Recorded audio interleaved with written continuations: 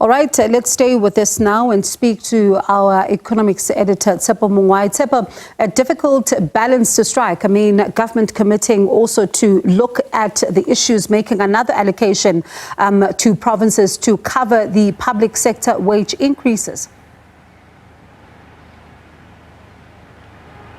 I must say, Bongiwe, I think a lot of thought went into this speech.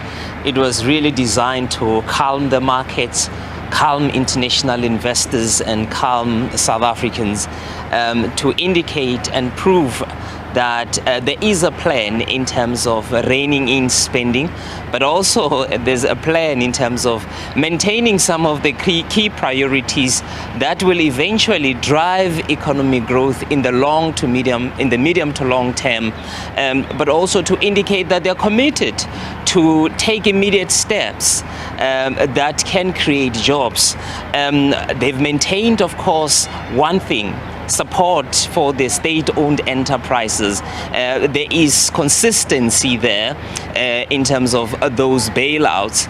For example, Transnet, they are going to give them 47 billion rand, and they will have access to about 22 billion rand immediately.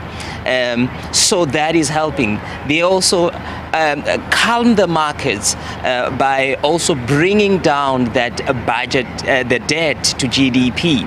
That has been one issue that has been triggering concern and fear in the financial markets, that perhaps government is battling to contain that debt.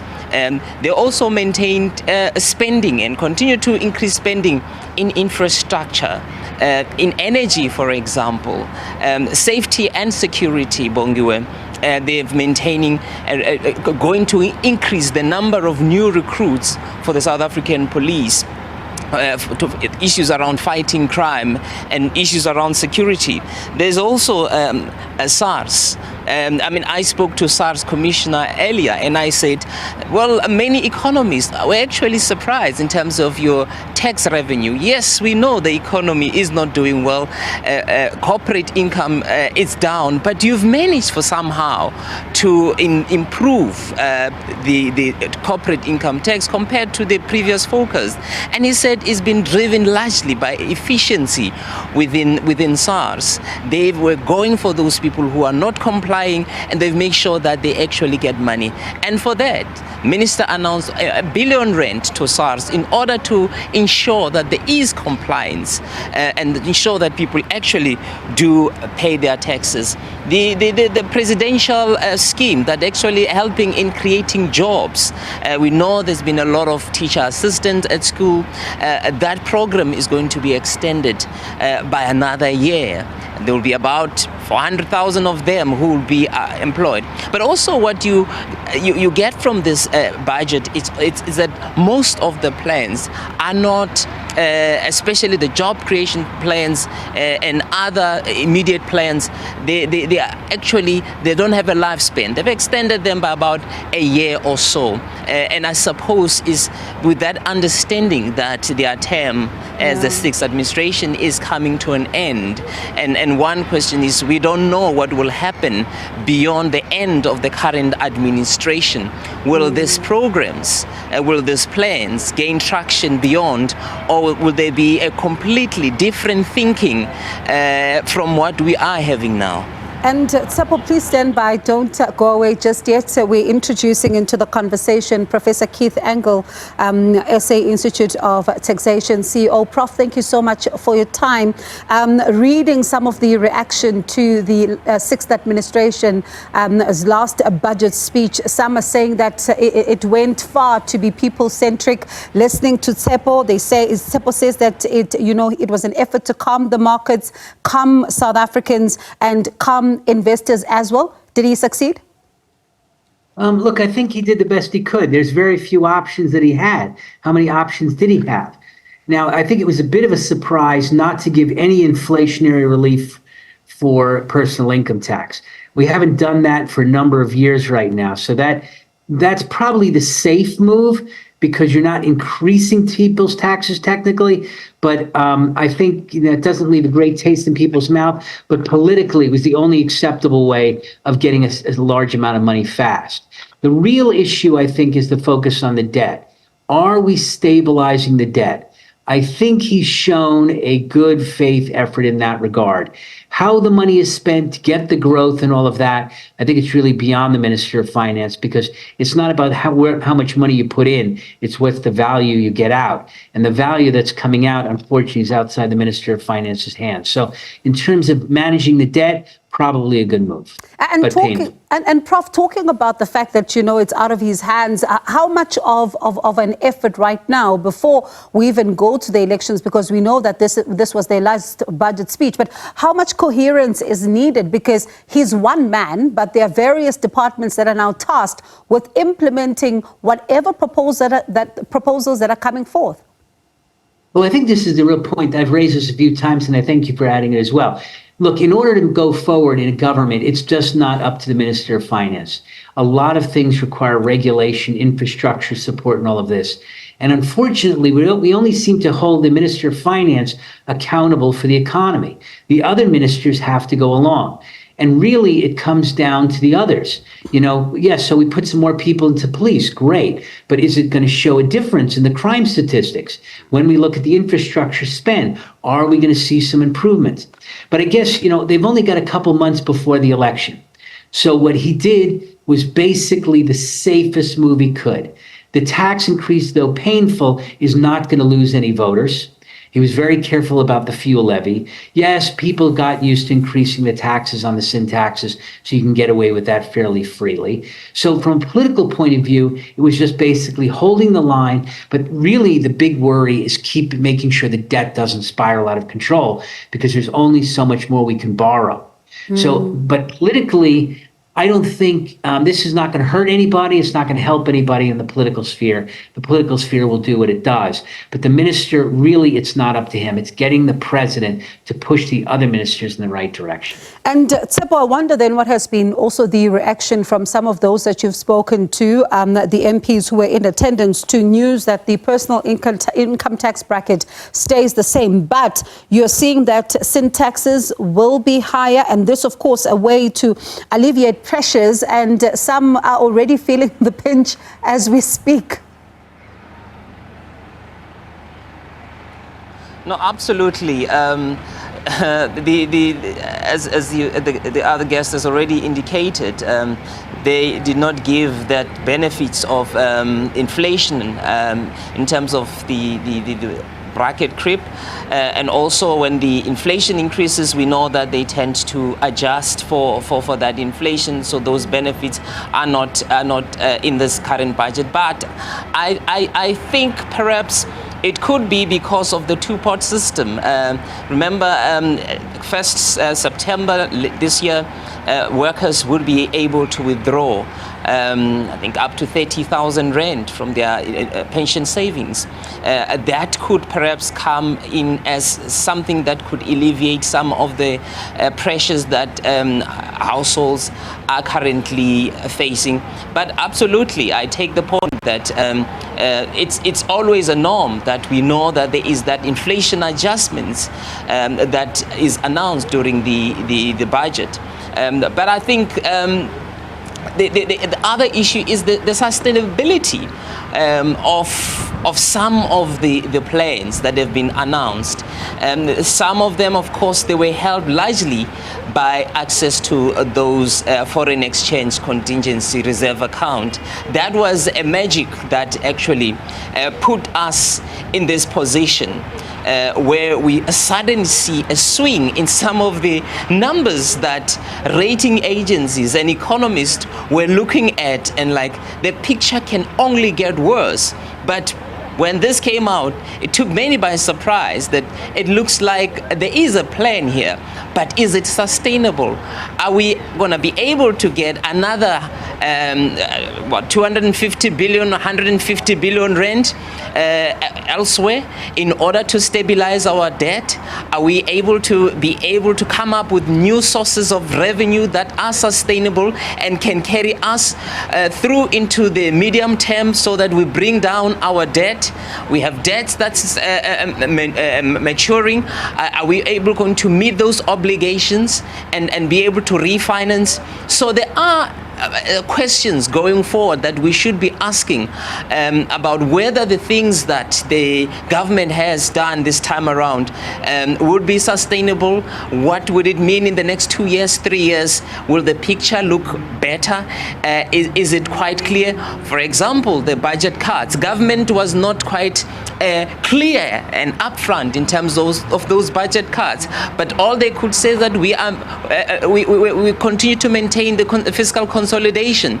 But what shape and form this fiscal consolidation will take going forward, because we know there's still a lot of wastages in government. There's still a lot of money that are accessed in the financial markets at high interest rates. That money sits in government department accounts. That money is not utilized, and yet government must pay huge interest on that capital. That's still a lot of inefficiency that is happening, and is costing government a lot, and a lot in terms of debt that they have to take to finance a project that never happened. And Prof, you also think about what Sep was talking about in terms of sustainability, and one question comes to mind again, and I suppose this is one thing that comes up each and every single year, the public sector wage bill. We're now seeing a new allocation that is to be sent to provinces in order to try and deal with the agreement. How sustainable is it? Well, this is the problem. The real problem is we have an expenditure problem. We don't have a tax problem here. And the problem on the expenditure side is we need to have better efficiency. Now, what I think the minister is trying to do is slow down some of the expenditure, but he is not able to pick and choose where's the waste and where's not. And the other departments don't seem to be able to implement. So we seem to be, what can we do? And if you take a look at the budget review, look, the only real way out is to get some growth. So when you spend money, you really want to be putting it toward growth enhancing things. But our ability to do that has been very, very poor. And so you'll see in the budget, they say, look, we spend money, but we just don't get any growth out of it. And that's a problem. We don't deregulate. The problem really is this. The Minister of Finance is doing as best he can. It's that the general policy of this government is really on a one-track position where it's been since 2017. And that really isn't sustainable in the long run, because we can't get the growth. We're still wasting too much money, and the expenses are too high. And we're spending on things we really can't afford. And we've got to figure out a way to clean out some of these problems. And so, the things like the social grant, yes, I think we have to spend on that. I'm not anti that. But one of the problems is we've got too many little special projects going on. Yes, the parastatals like Transnet and Eskom, you've got no choice but to bail them out, but at least you can privatize and get some freedom for the private sector. But other parts of the government, we don't deregulate. We're basically on the same track, hoping the minister can just desperately balance last minute. So every year we're going to be facing the same thing. The only hope we can get is maybe there's global growth and we get some of it. But on the track we are now, I don't think it's a disaster, but it's a steady drop down. And that's what we see. We continually drop bit by bit. But hopefully we can stabilize the debt at the moment. And Prof, I wonder then, because a lot of people are probably watching and wondering about, this tax bracket that remains unchanged, and some are still saying, but we remain under pressure nonetheless. And I wonder then what becomes the impact of this on consumer behavior and overall government revenue? Well, look, the bottom line is by not giving inflation increases, and that's what he's done, you're going to find that it creeps in the system a little bit because people's costs have gone up, and yet their brackets, their tax is not adjusting for inflation. So what you're doing is you're putting some constraint on consumer spending, and you're putting some constraint where people have extra into savings. So it'll show up a bit on constraining the consumer. But really what we need to get the business side going. And unfortunately, getting the business side going is more than a tax issue. So yes, the only hope for consumers is I'm hearing rumors that maybe that the Reserve Bank will give us some interest rate relief. Then that would help and offset some of this problem. But yes, the consumers will remain under pressure, and we're just not getting the economic growth. And this will just make it harder to make that consumption spending going. And Tsepo, I wonder then, how sustainable are some of these proposed methods that are now being put in place to try and deal with this issue around illicit tobacco?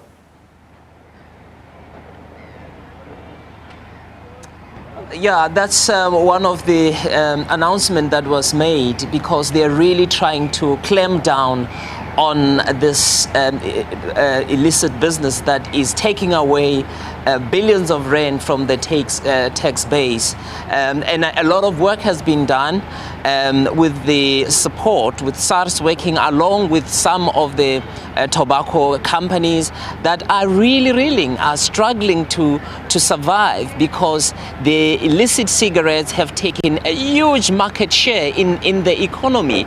But it also speaks to the issue of law enforcement that is not able to deal with this illicit cigarette. There's been some of the proposals that have been made that the culprits are known and there should be measures to target those culprits. Some of them, they produce both legal and illegal cigarettes, and they are able to move those illegal cigarettes as they move out legal cigarettes. So the announcement to clamp down, I think, will actually help SARS to gain some of those tax revenue and hopefully improve efficiencies, because that's one area that perhaps few billions can be realized and be added to the fiscus. All right, let's bring in now Dr. Lumkile Mondi, Wits School of Economics and Finance, to this conversation now. Dr. Mondi, thank you so much for your time.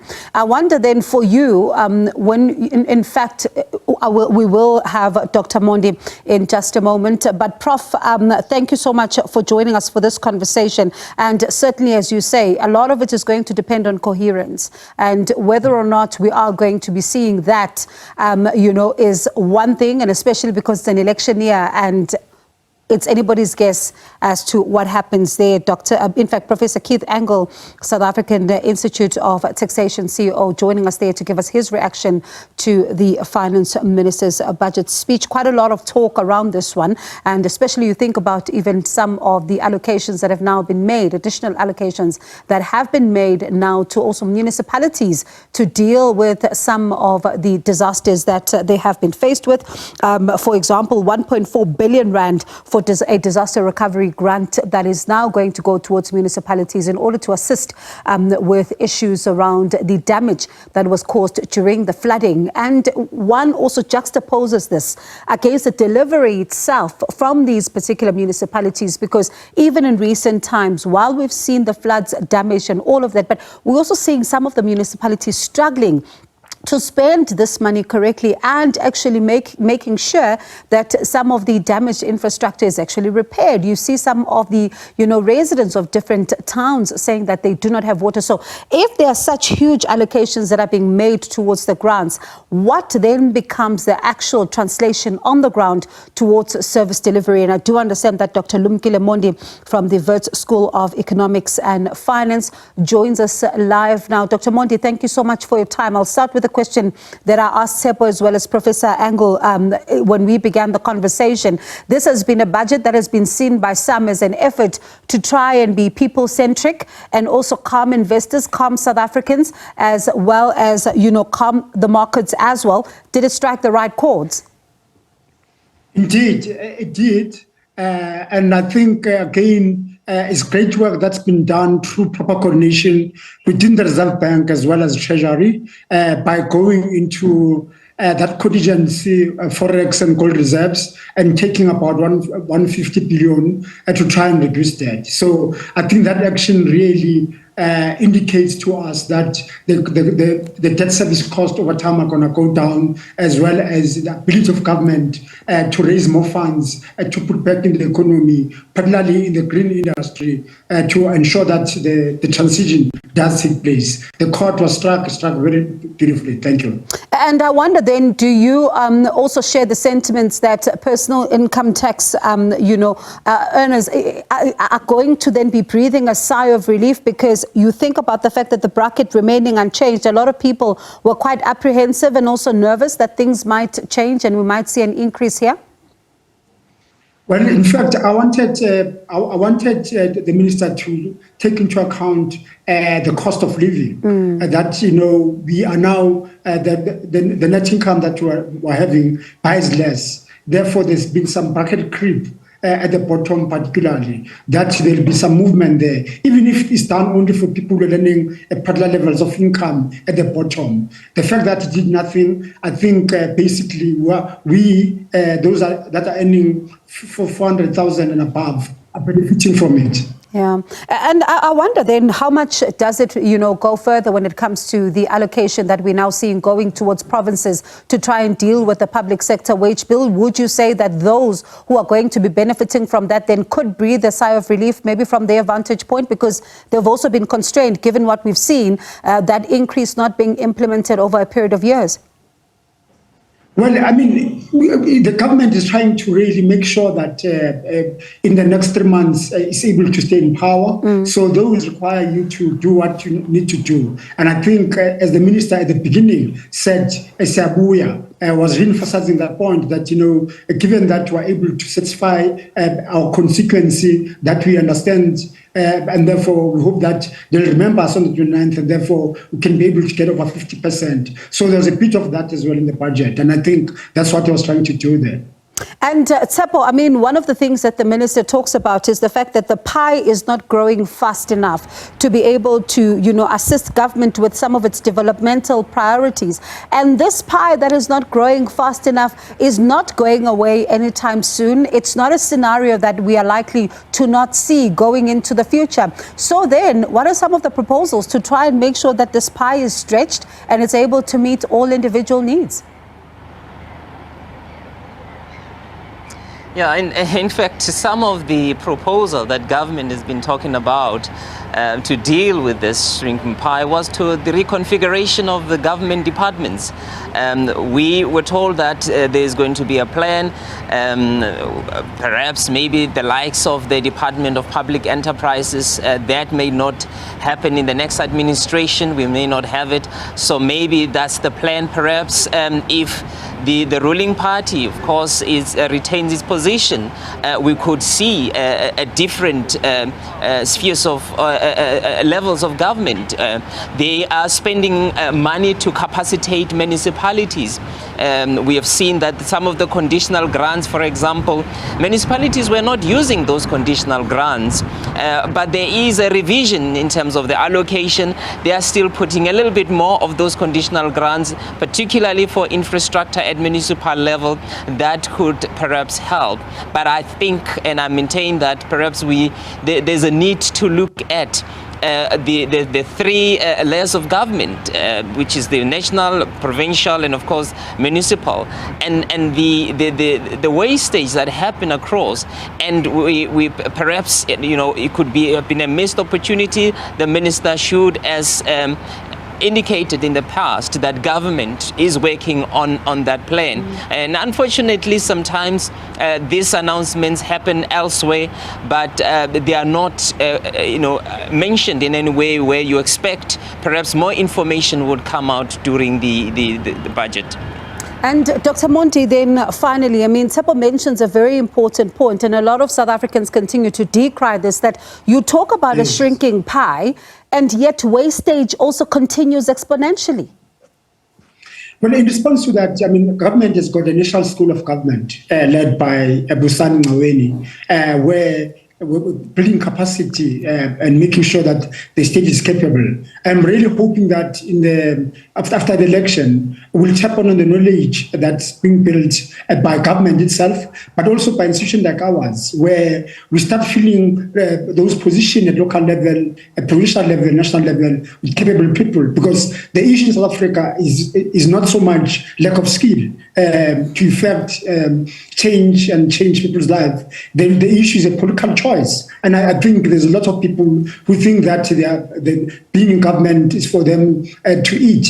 And that process, they frustrate all processes that could use the budget for development. So we put responsible people there. I'm hoping that all the people that are in the list will be people that have credibility so that we can get the country going forward. Our economy is much smaller than it was in 2014, and it's getting smaller every year that passes. It needs to go back and grow again. At this rate, we're unlikely to address the problems unless we really put people that are capable, we build state capacity, and in doing so, we'll be able to slowly go back to where we were in 2014. And you even ask yourself if a lot of focus is also going towards the unemployment numbers that we saw just being released this week as well. And you think about the number of young people, Dr. Mondi, who are looking to this to see if anything can be done, about this. But let me thank you both for your time. And let's see then, as the 6th administration says, it's made strides and saying that there mustn't be pessimism and only optimism, but there must be a mix of both. But what happens then when the 7th administration comes in, as Sipho says? Is it a more of the same,